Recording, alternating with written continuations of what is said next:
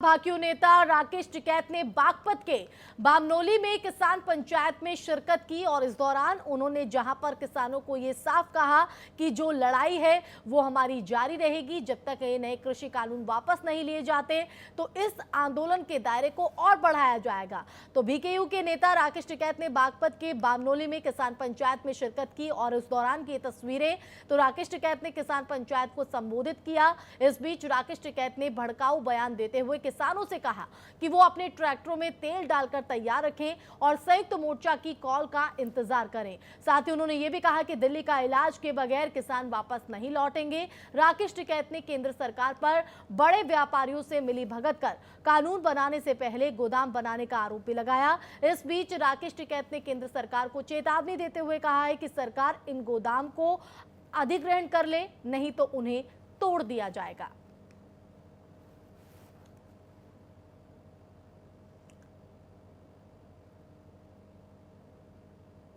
तो जिस तरह से अलग अलग जिलों में महापंचायत का आयोजन किया जा रहा है, बागपत के बामनोली में भी महापंचायत का आयोजन। इस दौरान राकेश टिकैत ने इस महापंचायत में अपना संबोधन भी दिया और भड़काऊ बयान यहां पर वो देते नजर आए। और क्या कुछ कहा गया उनकी तरफ से वो भी आपको सुनवाएंगे। तो साथ ही उन्होंने कहा कि संयुक्त मोर्चा का कॉल का इंतजार करें। संवाददाता हैदर मलिक हमारे साथ जुड़ गए हैं। हैदर, महापंचायत को लेकर ताजा अपडेट लेना चाहेंगे। ठीक है, ताजा अपडेट ये है कि महापंचायत इस समय खत्म हो चुकी है। चौधरी अजीत सिंह मुख्य अतिथि के रूप में आरएलडी मुखिया चौधरी अजीत सिंह का भाषण समाप्त हो गया। महापंचायत खत्म हो गई है। चौधरी अजीत सिंह ने भी केंद्र सरकार पर कड़े प्रहार किए हैं। उन्होंने युवाओं को एड्रेस करते हुए कहा कि युवा इस सरकार की नींव हिला दे, वरना ये सरकार युवा को बर्बाद कर देगी। बेरोजगारी का आलम ये होगा, युवा बेरोजगार सड़कों पे घूमेंगे और देश तबाही की ओर चला जाएगा। जी बिल्कुल, और साफ तौर पर यहाँ पर राकेश टिकैत भी हुंकार भरते नजर आए और साथ ही उन्होंने भड़काऊ बयान भी दिया है कि अब संयुक्त मोर्चा के सिर्फ एक कॉल का इंतजार करना होगा। इसके पीछे क्या उद्देश्य माना जाए हैदर?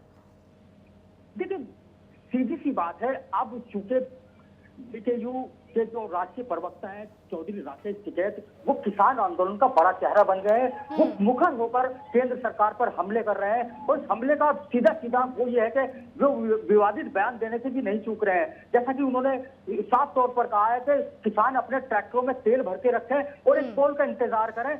इस कॉल के इंतजार का मतलब यही है कि दिल्ली पर फिर से चढ़ाई का वो एक संदेश किसानों को दे रहे हैं। जो 26 जनवरी का दिन दृश्य देखने को मिला था हैदर, क्या माना जाए कि क्या इस हुंकार और इस भड़काऊ बयान के साथ ये साबित हो रहा है कि दिल्ली में एक बार फिर से वही परिदृश्य दिखाई देगा किसानों की तरफ से? जी बिल्कुल, निश्चित रूप से राकेश टिकैत से ये सवाल पूछा गया था कि आप किसानों को दिल्ली पे फिर दोबारा से आमंत्रित करने का आह्वान कर रहे हैं। 26 जनवरी को जिस तरीके का दृश्य लाल किले पर देखा गया था, राकेश टिकैत ने सीधे रूप से किसान आंदोलन का बचाव किया और किसानों का बचाव किया। उनका साफ तौर पर कहना था कि जो कुछ हुड़दंग वहां हुआ है वो सरकार की साजिश थी, ना कि किसानों का आंदोलन से उसका कोई लेना देना था। किसान शांतिपूर्ण आंदोलन कर रहे थे।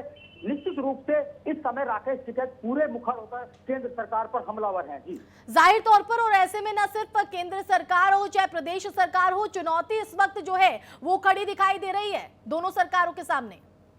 जी बिल्कुल, निश्चित रूप से प्रदेश सरकार को भी राकेश टिकैत बिल्कुल बख्शने के मूड में नहीं है। वो गन्ने के भाव को लेकर प्रदेश सरकार पर भी तीखे प्रहार कर रहे हैं। उनका कहना है कि 4 साल के दौरान प्रदेश सरकार ने मात्र 10 रुपए गन्ने पे बढ़ा है।